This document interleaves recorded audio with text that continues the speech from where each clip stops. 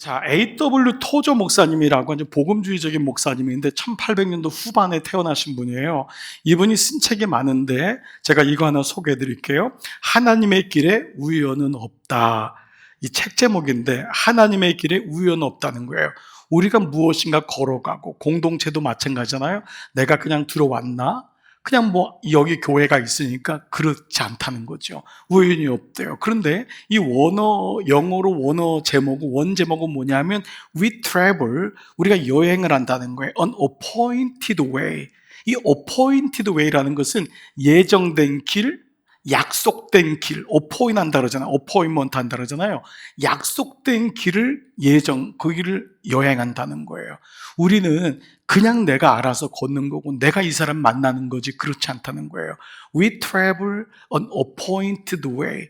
우리는 예정된 약속된 길을 걷는다. 그러니까 이거는요 또 다른 건 사명의 길이라고도 번역돼요. 우리는 그냥 걷는 것 같지만 하나님의 사명을 향해서 걷고 있다는 거예요. 자녀를 양육하는 것, 이런 부모님을 복양하는 것, 이런 모든 것은 다 사명인 거예요. 내가 일상이 아닌 거예요. 부부가 함께 살아가는 것, 자녀를 기르는 것, 우리 모든 것이 다 사실 appointed way, 사명의 길을 걸어간다는 것이죠. 자, 그런데 그 중에 한 문단은요, 하나님은 언제나 최고의 길을 허락하신다. 때로 앞이 보이지 않는 순간에도 이 믿음을 놓치지는 말아라. 지금 당신이 걷고 있는 길이 우연이라고 믿는다면 이보다 더 허비적인 삶은 어디 있을까? 만약에 이게 다 우연이에요. 그냥 이루어진 거예요. happen to be, 그냥 이렇게 된 거예요. 그러면 이것보다도 허비적인 인생이 어디 있을까? 다음 구절 봐보세요. 보이는 삶 속에 감춰진 하나님의 길을 신뢰하라. 보여지는 길 속에, 보여지는 삶 속에 감추어진 하나님의 길을 신뢰하라는 거예요. 거기 길이 없는 것 같아요. 우리 특별히 산부예배는 젊으신 자녀들이나 청년들 많으시잖아요.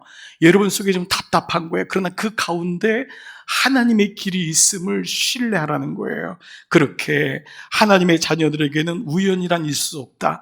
단지 그것이 우연으로 여겨지는 것은 일어나는 일들에서 하나님의 뜻을 읽어내지 못하기 때문이라는 거예요. 왜 우연이란 느껴지냐면 그 일어나는 일 가운데 하나님의 뜻을 읽어내지 못하면, 그러니까 어떤 분은 글을 읽고 이게 이런 뜻이구나 하지만은 이 토조가 뭐라고 했냐면 영적인 난독증이라고 했어요. 그 뜻을 모른다는 거예요. 하나님이 메시지를 주는데 그걸 깨닫지 못한 사람은 영적인 난독증에 걸렸다라고 하는 거예요. 그러므로 하나님의 뜻을 읽어 내려갈 수만 있다면 우리는 지금은 광야를 깊은 곳에 있는 것 같을지라도 그곳에서 하나님의 길을 우리는 걸어간다라는 것이죠. 우리 교회가 지난 48년 전 세우셔서 주님이 여기까지 왔습니다. 여러분 48년 전 누군가 그냥 여기다가 교회 하나 짓자 이렇게 세워지는 것이 교회가 될 수 없잖아요. 우리의 가정도 우리의 자녀도 마찬가지 아닙니까? 그러므로 여기에도 하나님의 뜻이 있듯이, 그러면 교회만이 아니에요. 여러분 지나가다가 교회가 있네, 설령 그렇게 들어왔을지라도 그건 역시 내가 선택하는 것 같지만 그렇지 않습니다. 주님께서 우리를 한 분 한 분을 찾으시고 부르신 거예요. 그래서 여기 다 시간차로 모이신 거예요. 어떤 분은 먼저 부르신 분이 있고 저같이 5년 반 전에 부른 사람이 있고 어떤 분은 30년 전, 20년 전. 그래서 지금 내가 섬기는 이 공동체라고 하는 지금의 공동체, 여러분 지난 시간에도 여러 공동체를 섬길 수 있었습니다. 그러나 지금 내가 섬기는 공동체 절대 우연이 아니다 라는 말씀을 오늘 주고 있죠. 그래서 이 본문은 교회가 어떻게 시작되어서 어떻게 자라나는가, 그러니까 이 두 가지, 교회는 어떻게 시작되는가, 그리고 그 교회 공동체에 들어간 성도들은 그 사람은 교회 공동체에서 어떻게 성장에 되는가. 그래서 오늘 설교 제목이 교회 공동체에 들어갔다면, 이 말씀이 오늘 본문의 메시지예요. 자, 그래서 사도행전 2장 1절은 교회 탄생에 대해서 이렇게 말씀해요. 같이 한번 크게 읽을게요. 시작. 오순절날이 이미 이름에 그들이 다 같이 한 곳에 모였더니. 여기 임이라고 하는 단어는 이미 앞에서 뭔가 했던 것이 반복된다고 할 때 임이라고 하는 단어 다 알고 있는 의미잖아요. 이게 appointed day란 말이에요. 이미 확정된 날이 온 거예요. 어느 날? 오순절이. 그럼 오순절은 어디 있냐면 구약에서 애굽에서 여러분 그 문설주에다가 어린 양 피를 발랐을 때 죽음의 신이 뛰어넘었잖아요. 그거를 유월절이라고 했잖아요. 패스오버 데이. 유월절이잖아요. 그 다음에 그들이 애굽에서 나온 다음에 광야길을 걸어서 시나이 반도 맨 밑에 있는 시내 산에 도착해요. 시나이 반도의 시나이 마운틴, 시내 산에 도착할 때까지가 50일이 걸리는 거예요. 그 50일째 됐을 때 모세가 십계명을 받아요. 그걸 오순절이라는 거예요. 그 오순절이 예수님이 6월절 어린 양 된 다음에 이미 오순절이 왔을 때 그 언약을 다시 받는 거예요. 새 언약 대신 예수 그리스도로. 그래서 이것은 구약은 율법은 내가 애를 써서 힘을 가지고 지켜야 된다고 인식이 있잖아요. 그러나 우리는 율법을 지킬 수 없어요. 그래서 성령이 오셔야지만 그 새 언약됨을 믿을 수 있고 지킬 수 있다고 하는 것이 이미 오순절 날이 이름에, 이 말씀이 구약의 말씀을 완전하게 종합하는 말씀인 거죠. 즉 전적인 성령의 은혜가 임한 거예요. 오순절에 임했을 때 다락방에 성령이 임함으로 거기서 교회가 탄생했다. 그래서 교회의 주인은 사람이 아니라는 거예요. 설령 어느 목사와 어느 한 분이 여기다 교회를 세우자, 그러면 그 두 분이 주인인가요? 말도 안 되죠. 그래서 교회가 주인은 하나님 예수 그리스도다. 그분이 세우셨다. 우리는 그분이 그 교회에서 은혜를 받고 성결하고 부름받은 사람이구나 라는 걸 잊으면 안 되잖아요. 그래서 이것이 주님께서 하신다, 성령이 임하셨다, 성령이 선물로 주었다 라고 하는 것이 교회의 출발이죠. 성령이 그들에게 완전히 부어지니까 그렇게 부정적이고 나약하고 두렵고 눈치 봤던 제자들이 성령으로 충만해져가지고 교회를 세운 거예요. 지금의 교회를 세웠다는 걸로 인식하면 안 됩니다.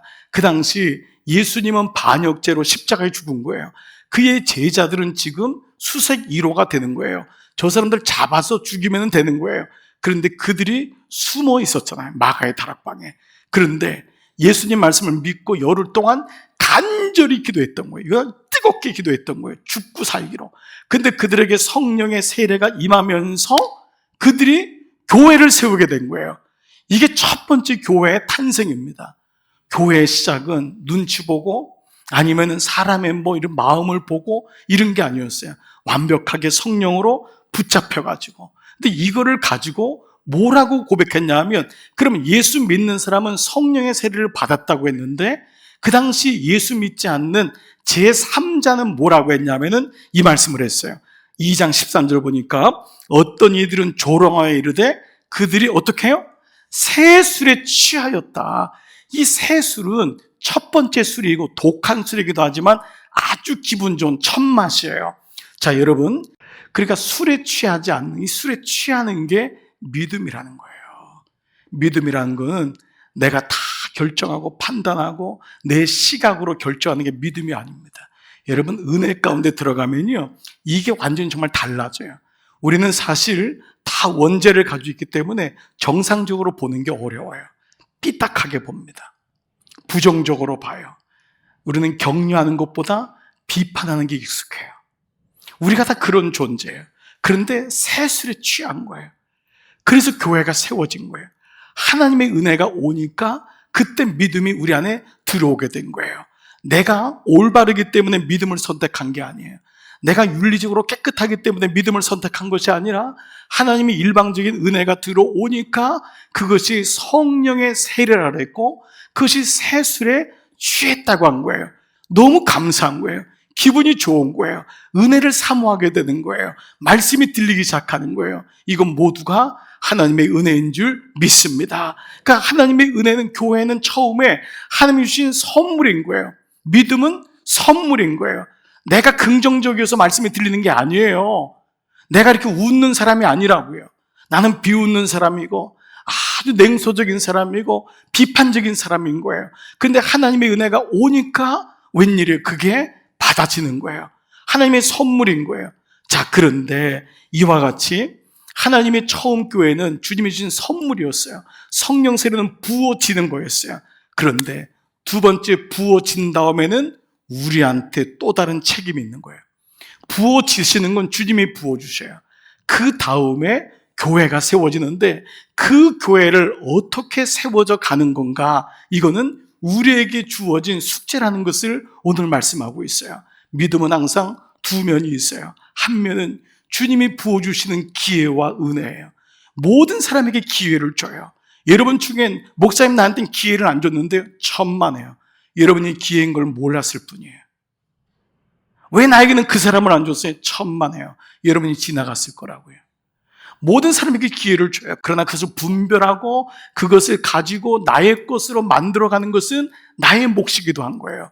그래서 오늘 사도행전 교회는 하나님이 은혜를 주셔서 교회를 세웠지만은 그 교회에 무엇을 채워서 주님의 교회로 만들어 가느냐는 내가 교회고 우리 공동체가 교회이기 때문에 이 말씀을 하고 있어요.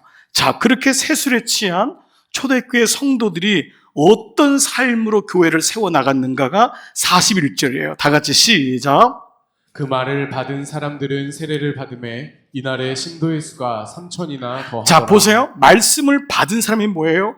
베드로의 설교를 들은 사람이 세례를 받은 거예요. 아무나 세례 받지 않습니다.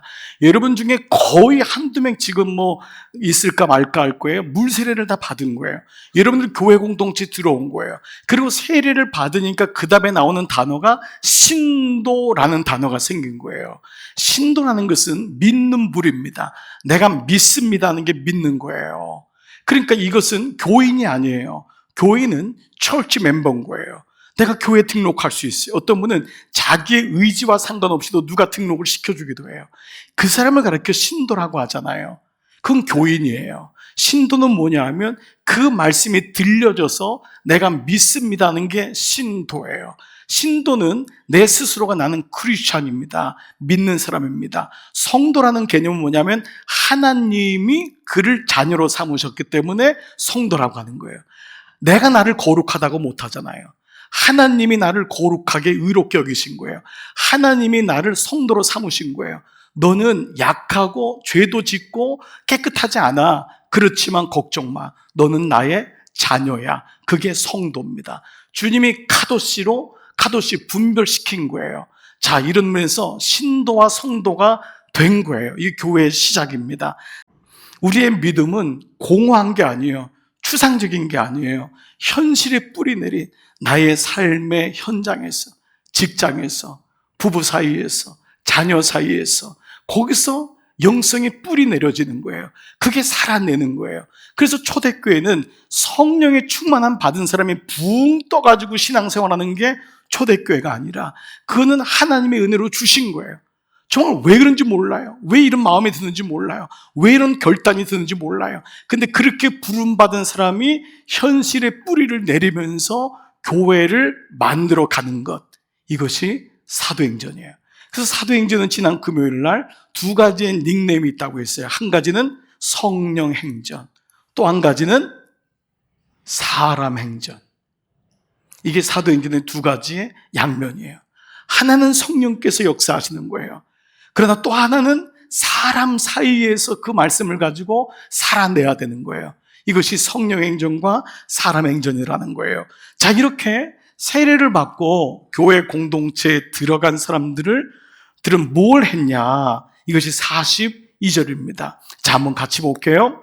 이 문장은 제가 1번, 2번, 3번으로 나눴는데 임의적으로 나눈 것이 아니라 이 말씀의 원어를 가지고 나눈 거예요.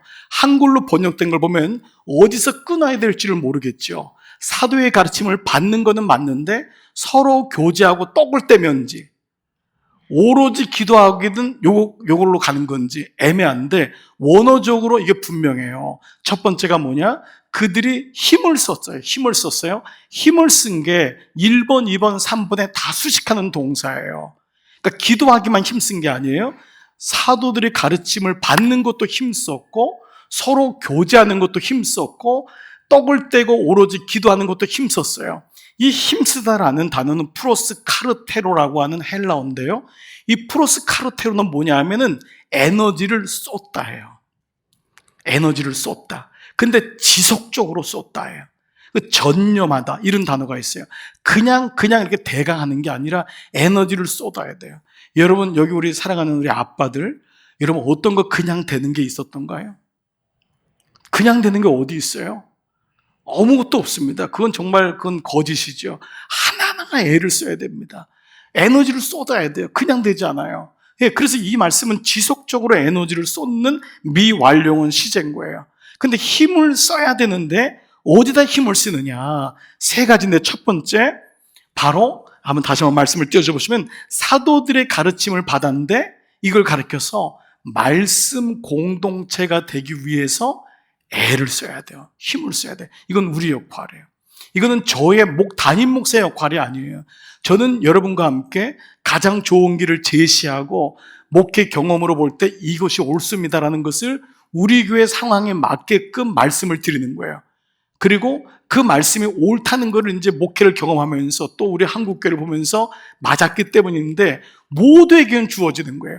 말씀 공동체로 세우기 위하여 우리가 애를 써야 돼요. 힘을 써야 돼요. 이 말씀이 오늘 보면은 그들이 사도의 가르침을 받아라고 했잖아요. 그들이 다시 한번 이 말씀 보세요. 사도의 가르침을 받았는데 여기 사도라고 나왔지만 원어에는 복수예요. 영어 성경에도 아포스틀스예요.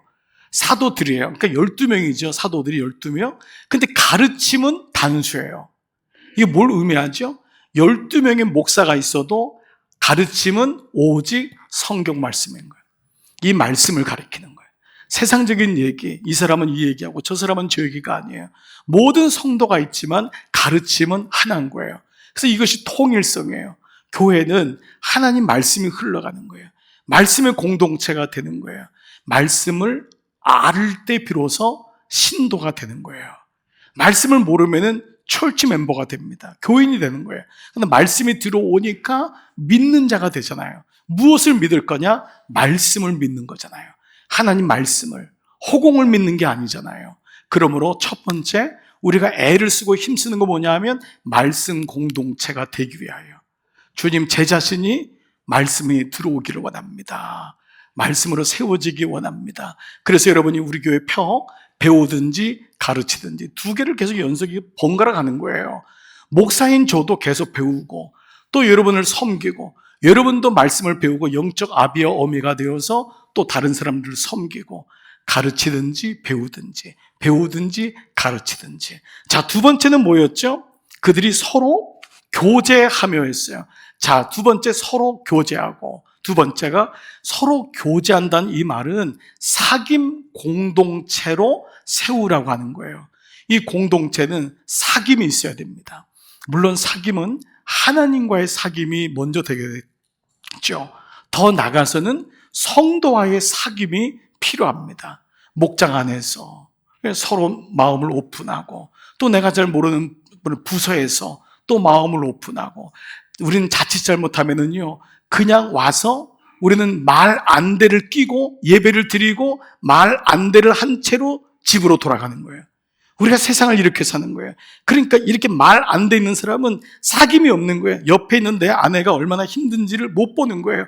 이것만 있으면 내 남편이 지금 힘든데 못 보는 거예요.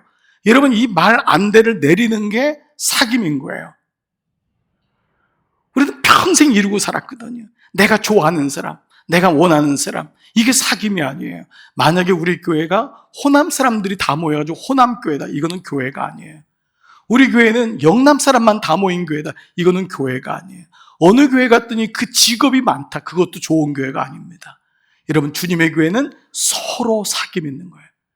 나이가 많든 나이가 작든 장애우든 건강하든 좀 물질이 좀 있든 없든 배움이 있든 없든 모든 사람이 서로 사귐이에요.